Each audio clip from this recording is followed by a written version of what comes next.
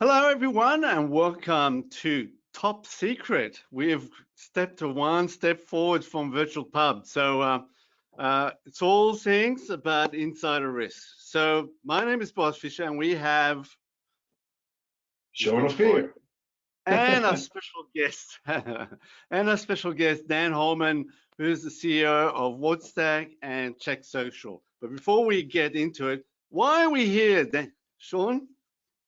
So today we wanted to discuss a very interesting topic and quite common about the role of social media in our life and what's the impact for our workplace, especially in these days of the COVID. Excellent. So let me introduce Dan Holman. Dan, just give me a little bit of background of who you are, the organizations that you work for, so we've got a sort of a good perspective and contacts.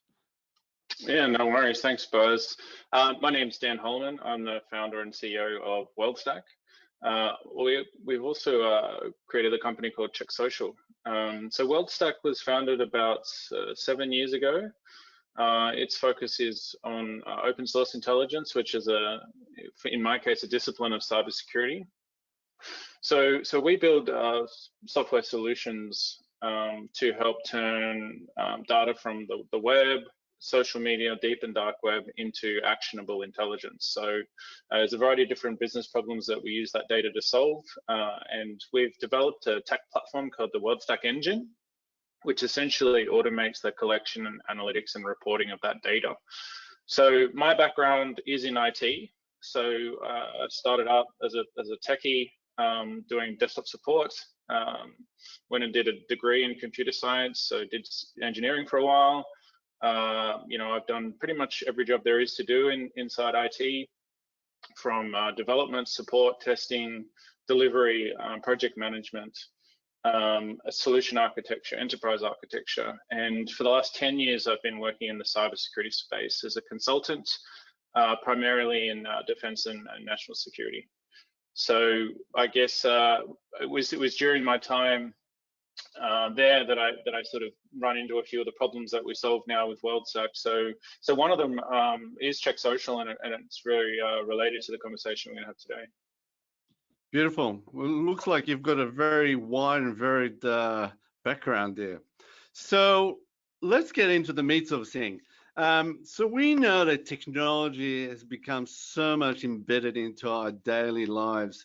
So I'm going to pose a question to you, Sean. What role does social media play today in the workplace? So, if we look at in the traditional back days, people used to go to offices and they used to have their coffee breaks, lunch breaks. They used to talk between themselves, corridor conversations and coffee conversations. It was quite common, and also, some relaxing during the workday. Today, the social media made it more. It changed everything. People are not gossiping anymore near the cooler. And people are sitting on their desk and just open. They use their online chatting and different applications to communicate, whether it's with corporate applications or just using their phone. In fact, we are online 24/7 to our social media, different apps, Yep. and we are big users all the time. So it changed the way we communicate. So why is it important? What is the benefit? So look, people want to share feelings. They want to share moments. They want to talk. They want to share information. And the traditional approach was to pick up the phone, to call someone, to set an appointment, to find the right time, or chats in a boardroom. Today, we can set up a group and people can chat everywhere. People can share information instantly to their own peers. It's good and bad, as we are going to discuss further on. But it not easy and simplify the communication between people for work and personal. So from your own perspective, do you think it's changed the way companies are now looked at?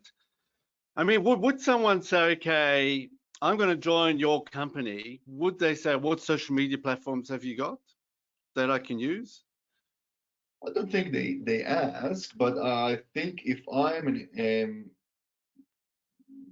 looking for a job and I'm talking to HR and I'm in a process of hiring, I'm sure and I know that today my social media will be checked. Look, it's very easy. Just Google my name and you can see all the profiles I have. And if everything is public, you can easily see my posts, my pictures, my likes, my feelings, my personal conversations. I can't hide anything. So organizations, they can easily learn about me. Yeah, excellent. So then let me come to you. So it would be hard to find anyone that is employed that doesn't have a social media connection. But the question is, I read some figures that 50% of employees post during business hours. Is that a good practice? I mean, should that be allowed? Well, that's an interesting question. I suppose that's a matter for each employer to decide. You know what their policy says about employee use of social media, and all organizations should have a social media policy and provide training to their staff about what is the expectation around their use of social media during business hours, but otherwise as well. So personally, from my point of view in my company, I don't mind. I don't mind when they use social media, as long as they're getting the work done, right? That's what's important. Correct. So let me follow up with the next question. So what are the adverse effects of using social media in the workplace from your perspective? And I'll also pose that question to Sean. Sure. So look, I think that social media is a reality these days for all businesses. It's a necessary evil is one way to look at it. It's used by businesses for sales and marketing functions. It's used for talent attraction. It's used for a variety of different functions now in business, and it's heavily entrenched and it's effective. So I mean, okay, so we have to have social media. Some organizations have chosen not to have it, but let's just say it's a necessary evil. So there are certain risks associated with social media, both from an employer point of view in how you communicate to your customers and to your partners, but also from an employee point of view in terms of what you're saying and how what you're saying can affect your employer. And correct. And hopefully we talk some more about that today. Yeah, for sure. Sean, did you want to add anything? I think, as Dan mentioned, it's a necessary evil because, and what happens today, employees, when they sit in their workplace, they basically open other tunnels of communication and information in and out to externals, and it's an easy bypass of the security controls in every organization. I could have the best firewall, but if I'm sending a document or a file intentionally or unintentionally via a secured WhatsApp conversation and it's distributed to all my peers, then I just bypassed all the thousands or hundreds of thousands of dollars of security measures that the company invested in.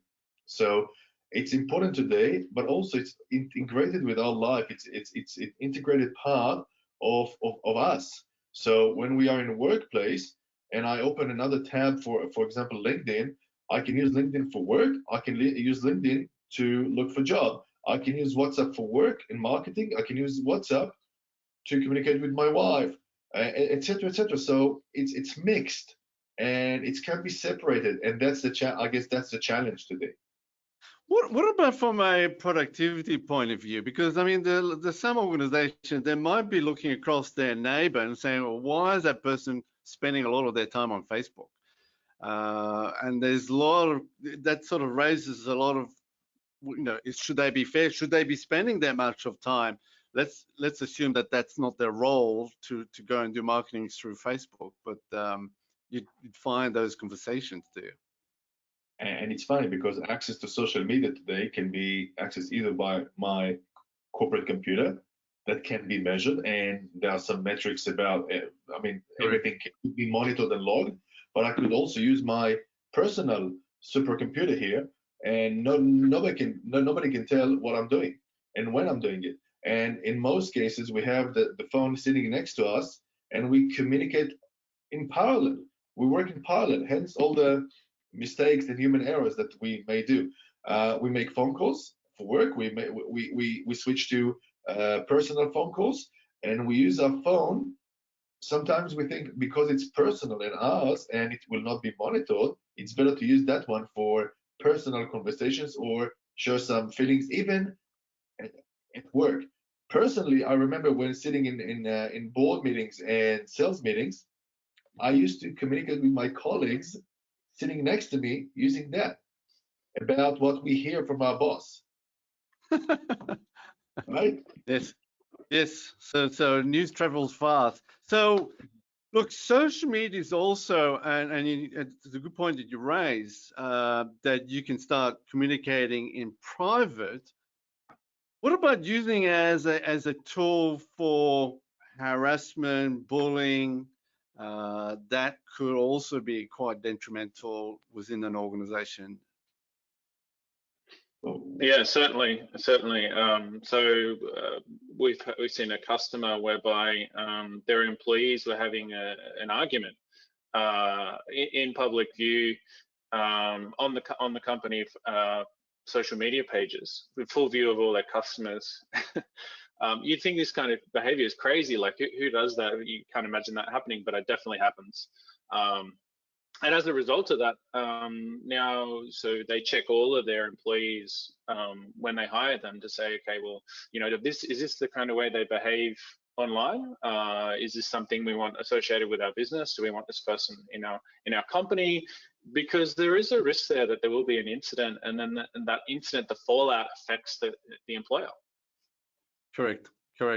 So let me highlight two cases, and then I'll get your feedback. So the first one was in 2008, where 13 staff got sacked by Virgin Atlantic for making comments on Facebook.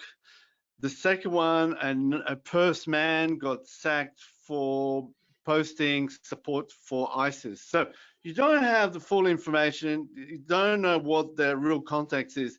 How do you see that? Is that a fair ground for sacking?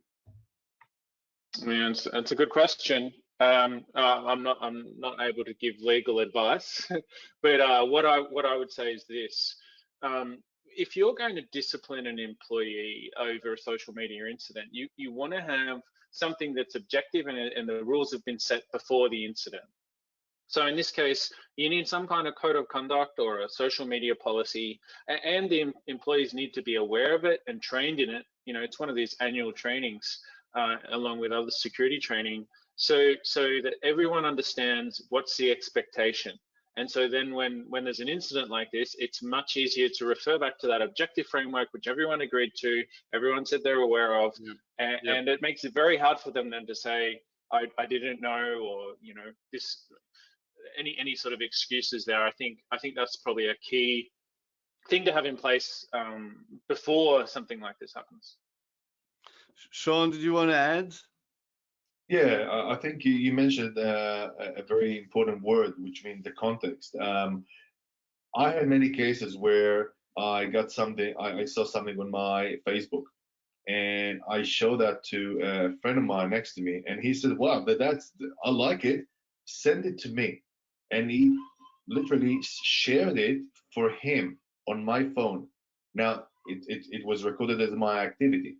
Sometimes we want to share something and delete it because we don't believe in that, but we want to share it.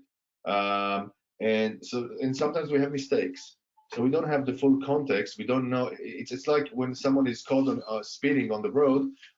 You don't know whether he was a driver or not, right? You just know that was the car. So as you said, that we're not giving any legal advices, but I think the important thing here is to raise a flag, and then to look more, widely to see what other flags are flagging around that person. Are there any other red lights? So it's not something definite, but it can definitely give us some background or flag just to keep investigating. Yeah, yeah, I think that's important to have the investigation aspect. You know, it's risky to go off half-cocked with some partial information. It's important to look into the context, as you say, Sean, of why did they do this? What, you know, what is the other things around why they did this? You know, because context is really important in terms of assessing employee behavior. Yeah, but, and I will add to that, and I think it's important, Boaz, on social media, if we look at corporate applications like emails and social media, on social media, we feel more free. And I think we reveal our true character on social media because it's personal. So we have the liberty to express whatever we want, and we feel that we will never be judged by what we share, because we share it with you know, the right groups, or we share it with friends that will not judge us, and we feel very free, and it's easy for us to expose or share or write our feelings, while we will not do that on emails. For example, when I communicate with friends that are also customers, I will never talk personal on emails. I will never share my feelings on emails, because I will assume it's monitored, and also it's a corporate IP infrastructure. I will use my WhatsApp or Skype to chat on personal things, even though it is a customer, for example. Yeah. I was going to talk about behavior, because that leads me to something that, Sean, that you just mentioned. The behavior that is on social media, how does that relate to behavior that is in the workplace? So, for example, this is right down your alley there, Dan. So let's say an organization is looking to employ a person. They look at their Facebook of this specific person, and they're a big party animal. You know, they're celebrating, they're drinking alcohol. It's just big party animal. How does the organization see that as a potential risk, if at all? Yeah, look, so substance abuse is something, is a risk. And you're looking at that behavior that they're exhibiting on social media. And the question you're asking is this person going to be this way when they're working for me? What happens if this happens at a work event? What happens if this happens on work time? Is he going to come to work drunk? You know, and so you ask this, you start to ask these questions. There's a risk there. There are risks. And so what I would say is that, you know, that's a red flag. That just a piece of information that you would then want to have a conversation with that person about, and say, you know, if let's say you haven't hired them yet, you're considering hiring them, instead of summarily saying, oh no, I don't want anything to do with that person, because that's, you know, going back to context. You get the data, at least then you can have the conversation and ask, and they might be like, oh, you know, it just looks like it's that way because I like to post that. I have a good time, but you know, when I'm at work, none of that business, and I've never had an incident related to that. And then what's happening here is a risk assessment. And then the employer can make a risk-based decision, an informed risk-based decision about, okay, all right, we're willing to give you a shot here. Let's see how you go. But you'd still be looking at it and just monitoring that, right? Because it's still a risk. So Dan, so what do you consider from your perspective as red flags? I mean, we can talk it from an insider risk. I understand what red flag is, a situation where a warning light has presented to you, and now the question is how you deal with it. But how do you see it from your own perspective? Yeah, look, the Australian government's actually done a really good job of creating an objective framework on assessing suitability of a person. So it's called the Protective Security Policy Framework. And there's a part of that called PERSEC 12, which specifically relates to assessing suitability of personnel. Now, in this case, it's for security clearances, but you can easily lift it. It's character-based assessment. So have a look at that.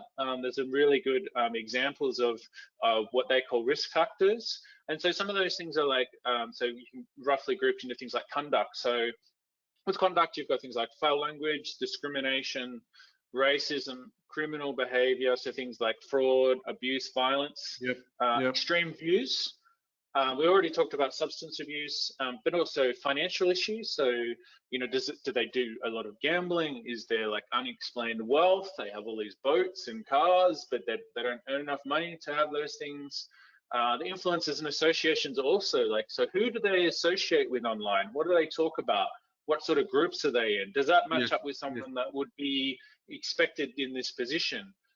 So for me, for example, a red flag would be, okay, I'm hiring a cybersecurity person, but there is no digital footprint.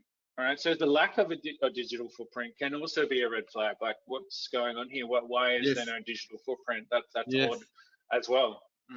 Yes, very good. So what is the legal framework for an organization to have the ability to fire a person for posting comments on social media? And then I would just add to that question, do you refer to what you just said as profiling? No, I don't think so, because I mean, we're not doing it from a law enforcement context. We're not looking at suspects and treating them like criminals. We're just trying to understand the character of the person, because the character of the person, which you can determine by looking at their online behavior, right, as a reflection of who is this person and how do they behave online. Because you're looking for having no experience with someone. Let's say you're in a position, you're hiring someone, perhaps even if you know them or you know someone and they were referred in, you still have never worked with them. And it's not until you work with someone that you start to get a sense for who they are. But what you don't want to do is get into that situation where you're working someone and it's too late. They're an employee and there's an incident because you didn't even look. You didn't know the risk was there. So no, I wouldn't say it's profiling. I'd say it's risk management. Okay. Yeah. It's like, if I'll take it to the dating world, which is very, very similar. People are using Tinders today, the different apps, and people are chatting for the first time, even before they saw each other. Sometimes you see pictures that are not theirs or fake pictures, etc. So people are investigating, and you say investigating and maybe assessing the risk.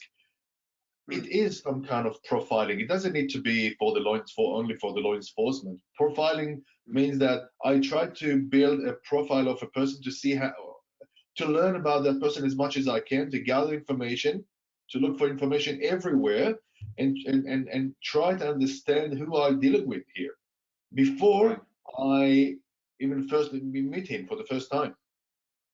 So it's kind of profiling, not for the law enforcement, but for us to understand. Now, another thing, and maybe you can refer to that, people are removing posts and people are engineering their social media before they go to interviews and before they expose themselves to different processes.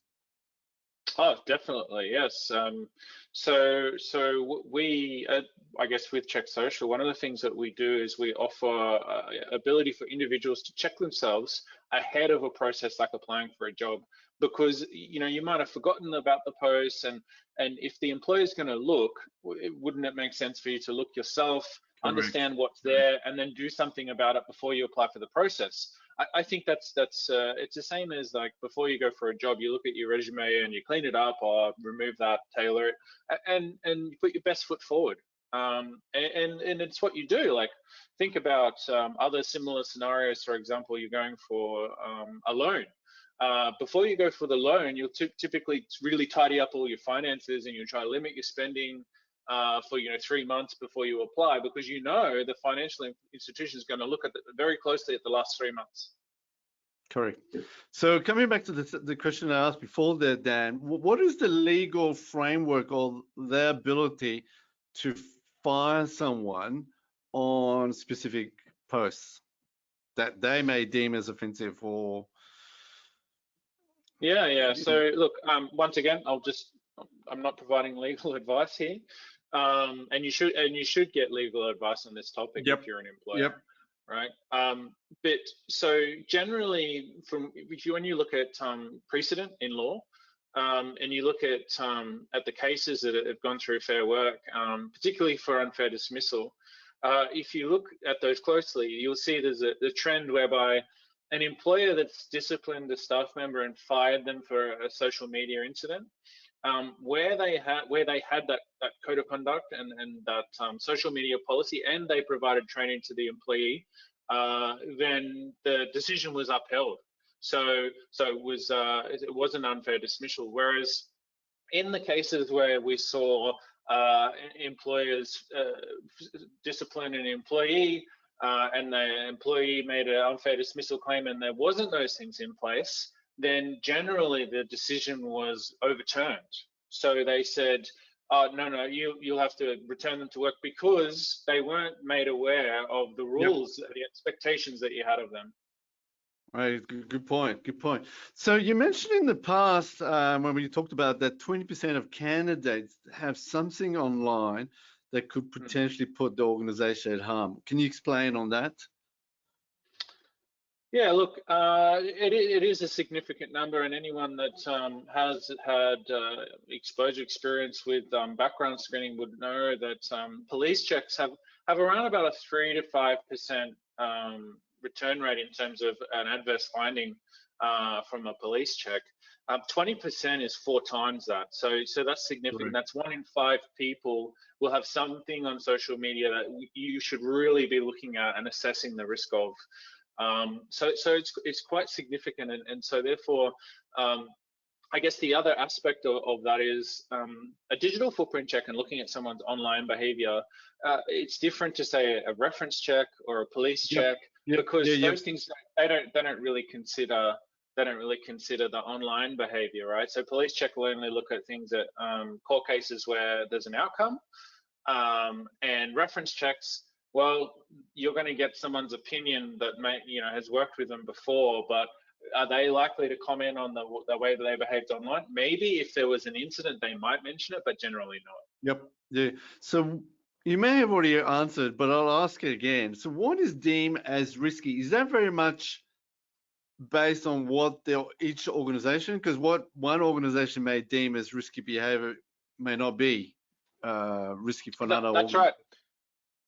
That's right. It is specific to the organization, and going back to the code of conduct and the social media policy, those things are specific to the organization. Whilst you can start with a template or a starting boilerplate, you should tailor it to the organization. It's the same as in the hiring process. Each organization will have different things and values, right?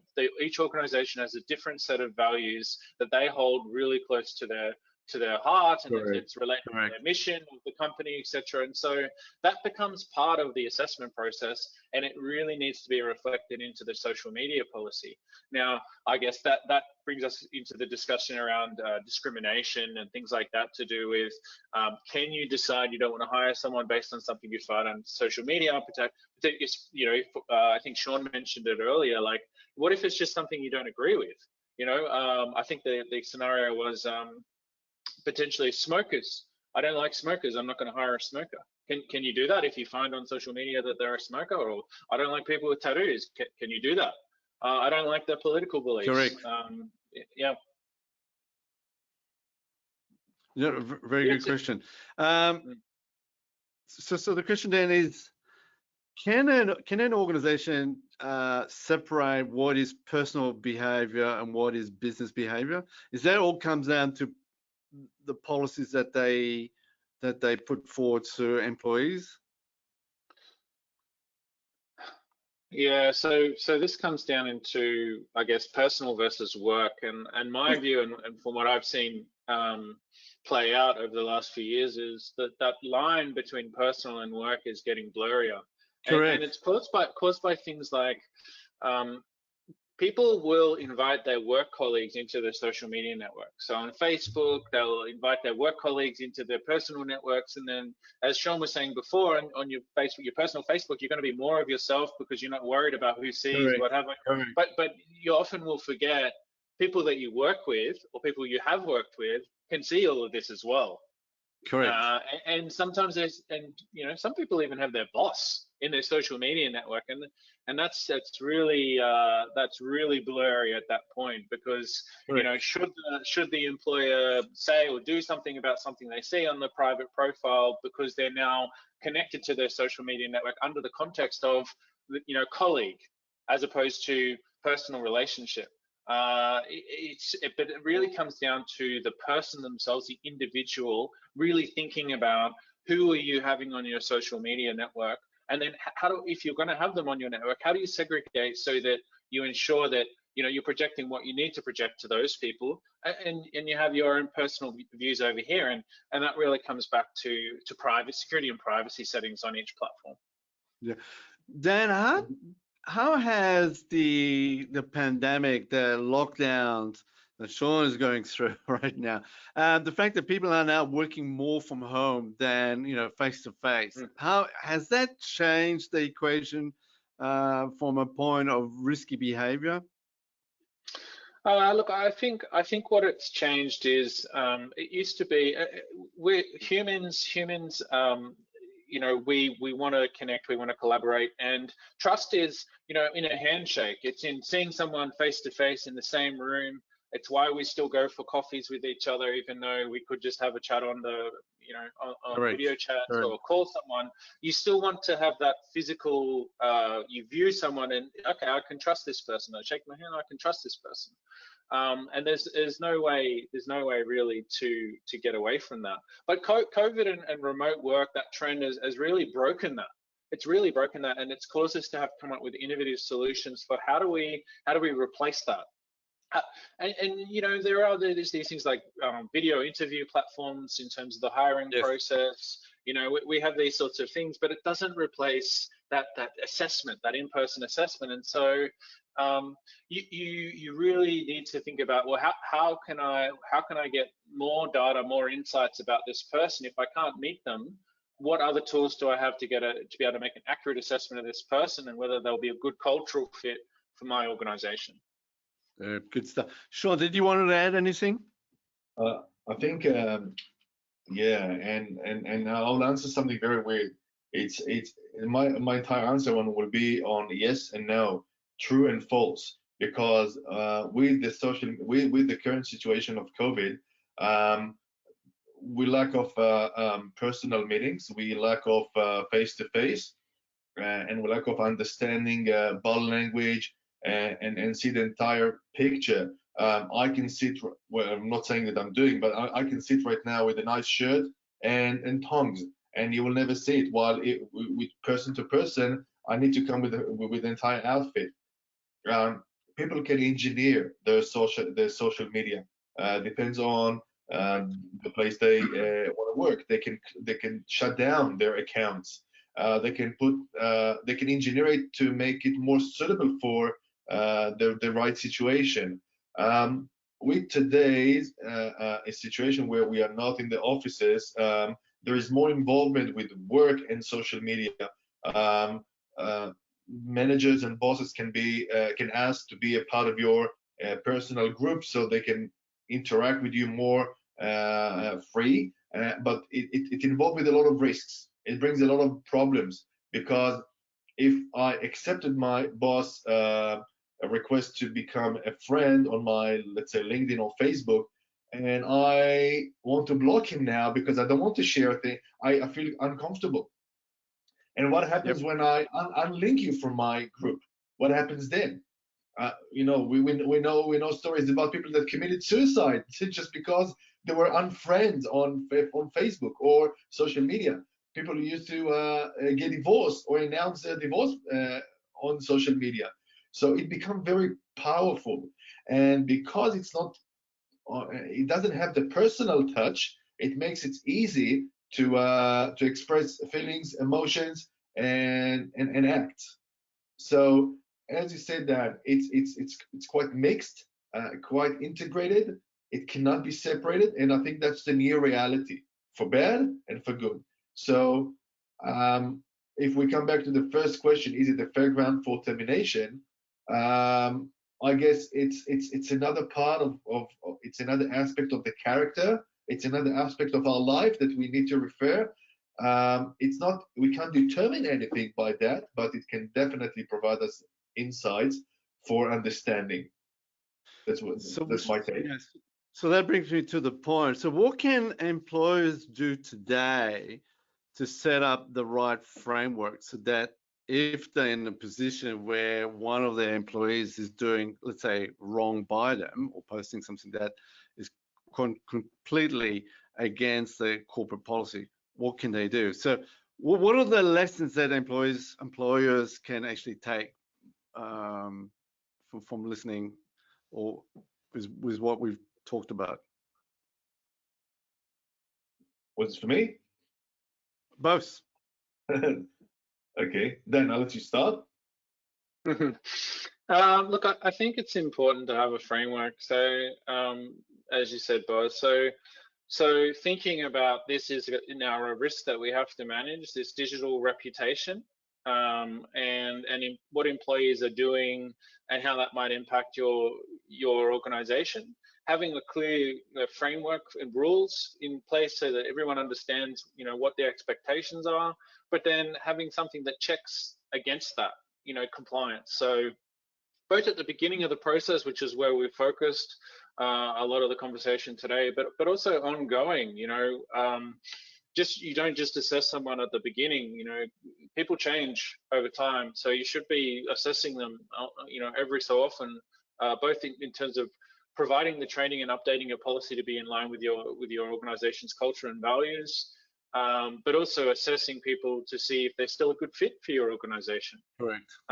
People have all sorts of events happen in their lives, which changes them, like financial hardship, relationship problems, substance problems.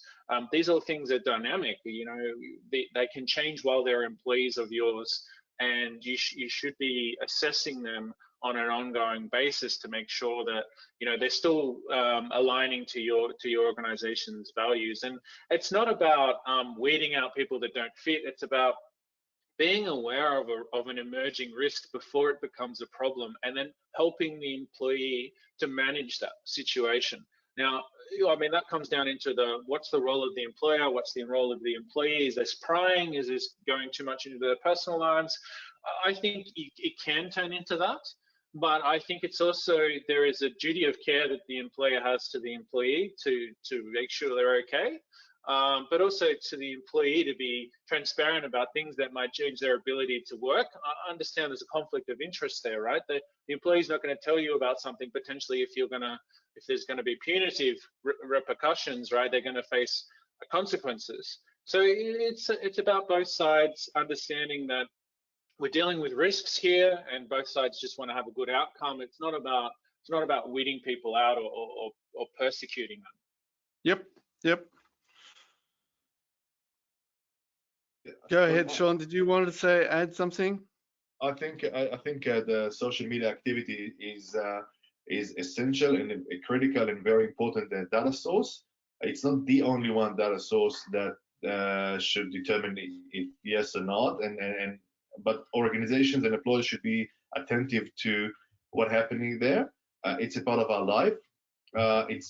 Social media becomes really 24/7 extension to our thoughts, to our acts, and we, especially in this lockdown where we are locked in our houses, this is the only way we can communicate with our friends and families, and it's became more global and international today. So we are communicating with everybody. It makes it easy. It's a great data source, along with other data sources that can, that our behavior is comprised of. So if we want to learn about people, we are very involved and very active today in the social media. So I think organizations should be attentive to the activity there, and also people should be aware that it's not personal anymore. Once it's public to everybody. So we can be judged, and it can be seen, and we need to be aware of that fact that we're not watched only by our own peers, but by everybody. and mistakes that we do, or everything that we do, whether it's a mistake or a good thing, can definitely influence what people think about us. So this is how we are seen against the world. Yeah. So Dan, I wanted to sort of ask a final question to you. So how does CheckSocial, so it's more about what you do, how do you go about solving this challenge? Yeah, so the idea for CheckSocial actually came to me. I was working in the security vetting industry, and as part of that process, there's traditional parts of that, like interviewing, collecting information about their financial position, understanding their travel history, who are they associated with. But something that wasn't covered very well was, looking at their online behavior as another indicator or proxy for how they might behave in the workplace. So I put, I guess my focus there was on trying to incorporate more of this type of data into the assessment process, as I felt there was a gap. Over the last couple of years, the government has put in place mandatory digital footprint checks for all those security clearances, and so that's created an issue, which is people that traditionally do security vetting or background screening, they don't have backgrounds in cybersecurity or like online research, the ability to find this information. So people like recruiters and people like background screening companies, they don't really have this specialism. So I saw there was a gap there as well, and so what we really needed was you could solve it with humans, I suppose. You could train these people how to do it, but it's still going to take a lot of time. There's still like a high error rate, so you have to read through all these posts. You have to figure out, is this the right person that I'm searching and finding? And you have bias. Each person looking at this information would have their own implicit bias when they're looking at it. So I thought the way to tackle this problem is with technology. So we built a platform called CheckSocial, which essentially it automates the collection and analysis of data relating to an individual or company's digital footprint. So a digital footprint, behaviors and activities online, so things like the web, forums, blogs, social media, etc. And what you post on there, what people post about you, is all included in your digital footprint. So I guess CheckSocial was created to solve this problem, and it solved it in a government context. But what we're doing now is we're taking the CheckSocial platform and we're bringing it into the private sector. So we want to introduce it into the recruiting process. So we've already had some companies and recruitment companies adopt a digital footprint check to deal with this reputation risk that we've been talking about today. So it sort of fits in at about the same step in the process as, say, we would do a reference check or a police check. So you would have a short list of candidates, and you want to just look at their online behavior as a way of assessing that digital reputation risk before you make the final offer and sign the employment contract. So and we're finding a lot of traction in that industry. Excellent. So then, for those who are watching the video and will be watching in the future, how do they get in contact with you? What's the best way? Yeah, so sure. So head to our website, which is checksocial.io, or you can just get in touch with me on LinkedIn. All right, and I'll have also the information right down below. Is there a question that I should have asked you, but I haven't? Look, I think you go, Sean. That's my last question. I think you referred a lot to the pre-hiring process, so to check the social behavior pre-hiring. What about the ongoing? Is that something that organizations are asking? What is to learn about the ongoing behavior? Oh, certainly. Yeah. So definitely it is. So and once again, it's really being, in this case, driven from the government side. So as part of that security vetting process, you get a security clearance, right? There's an assessment at the beginning, and then typically they will assess the clearance according to the level, but let's say every 5 years. And I talked about earlier, there's a lot that can happen in 5 years. And so right now, the security aftercare process relies on self-reporting. What does that mean? That means that each security clearance holder has to, if something changes, tell the organization that manages their clearance. you can understand there's a bit of a conflict of interest there. You know, you could report information that makes you lose your clearance, which then affects your ability to work. So, so what's needed there is some kind of objective assessment that can be ongoing in the period between you had your last check and the next check. So this concept is known as continuous evaluation, and what it is it's looking at significant life events in someone's life. So they get married, they go overseas, they go traveling, they connect to new people, they acquire new assets. You know, they post things online. All of these events can be an indicator. So if you have a solution in place, which CheckSocial does, where you can check someone initially and then continue to monitor them over time. So you're looking at these events, and then that way you can assess the risk. Does this event that's happened here pose a risk to the organization? And that provides a data point which you can then have a conversation. If you don't have that data point, you can't have the conversation, and there's a risk here that you're going to have an incident eventually. Yeah. And obviously during your assessments, you're looking at the time of the post, the ratio, the locations. So it can indicate. So that can give another indication, not necessarily for bad behavior, but for suspicious or risky behavior, as well as you know, lost, stolen identities and phishing, etc.